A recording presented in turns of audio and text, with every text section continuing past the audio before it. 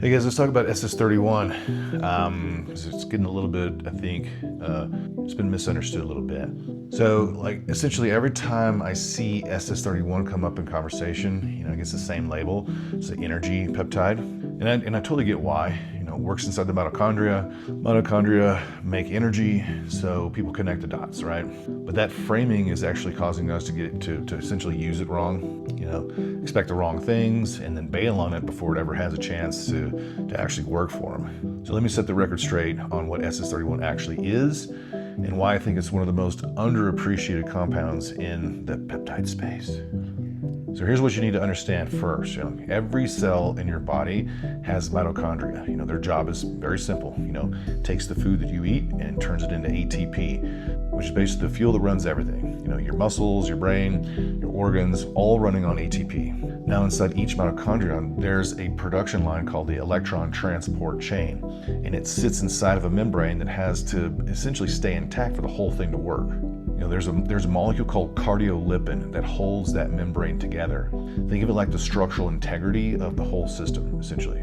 So here's the problem. As you age and as you deal with inflammation, poor nutrition, chronic stress, that cardiolipin gets damaged. And when it does, the membrane starts to kind of break down. Electrons start leaking out of the production line, right? You get less energy output, more waste products, specifically free radicals, and those free radicals cause even more damage. It becomes a vicious cycle. The mitochondria are broken, and the byproduct of being broken is the thing that breaks them even further. And this is what actually is happening underneath the surface when a guy over 45 says, I just don't have the energy that I used to. Does that sound familiar? I sure know it did for me. It's not in your head, it's the real issue with human biology, and it's not your fault. This is normal. It happens as you age. And so here's where SS-31 comes in, and here's where the reframe matters and what I'm trying to get at with this video. SS-31 goes directly to that inner membrane and binds to the cardiolipin. It's essentially patching the walls of the power plant so that the electrons stop leaking out. When that happens, the production line runs cleaner. You get less oxidative damage, and the mitochondria start operating closer to what they're actually capable of. But here's the key. It's not adding more fuel at all. It's not ramping up production. It's repairing the infrastructure so that the system can function the way it was designed to. So that's a fundamentally different thing than what most people think when they hear energy peptide. SS-31 is a repair compound that happens to touch energy production, not an energy compound that happens to do some repair.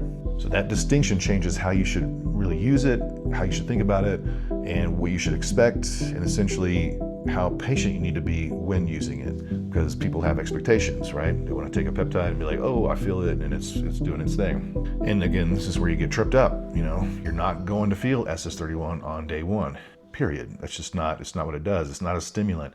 There is no hormone pulse. There's no switch flip moment. If you're expecting it to feel like a GH secretagogue, like tesamorelin or anything like that, or hit like a strong nootropic, like, Atomax or C-Max or something like that, you're going to think that it's not working, and you'd be wrong.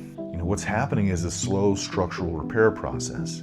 Over weeks, oxidative stress comes down, membrane integrity improves, and the mitochondria get more efficient.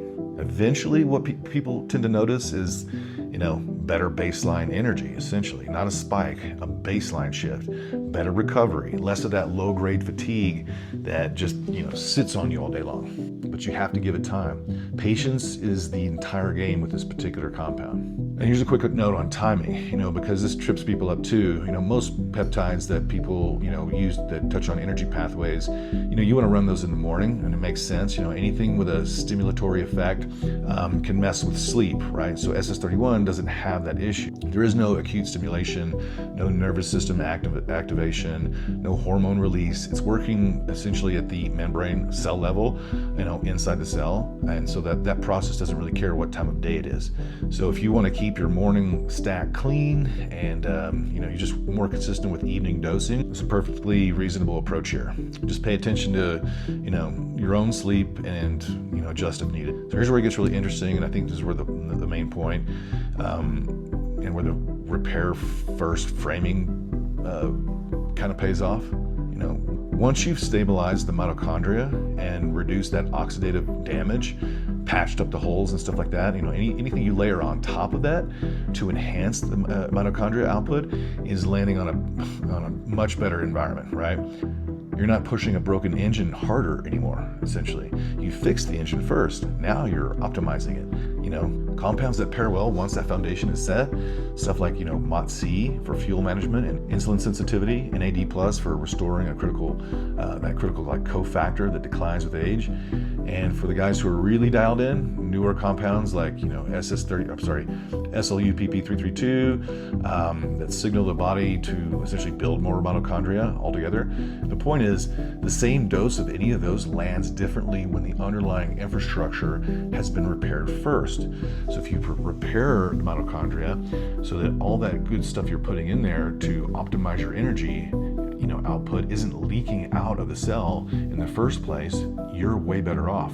It's going to be way more efficient at doing the things that these other supplements want to do. SS-31 raises the ceiling on everything else. Essentially, the bottom line is that SS-31 is the primer. It's not the paint. You know, so again, it stops mitochondrial leakage at the source, reduces oxidative damage over time, has no acute effect by design, gives you more timing flexibility than most energy peptides, and sets the stage for everything else to work better. That's the bottom line. You know, the guys who get the most out of this compound are the ones who really understand what it's actually doing, and they give it the time and the runway it needs to do what it does. You know, don't treat it like a stimulant, treat it like what it is. It's a foundational play that sets everything else up. That's it. I'll see you guys on the next video.